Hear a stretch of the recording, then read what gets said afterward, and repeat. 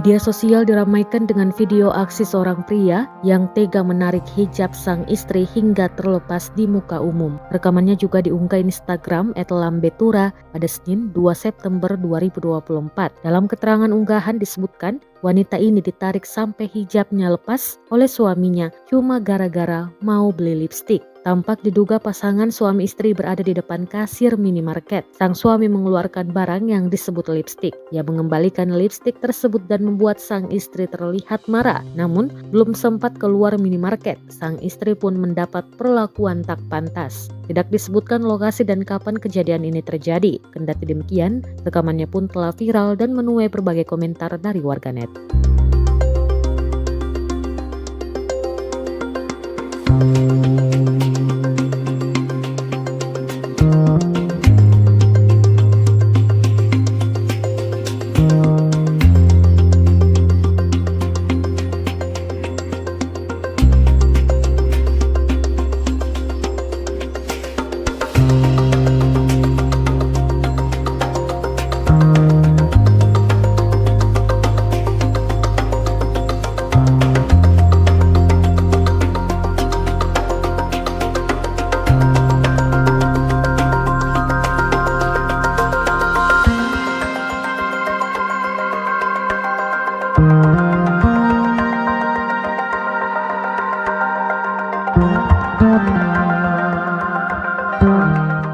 Download Tribun X sekarang, menghadirkan lokal menjadi Indonesia.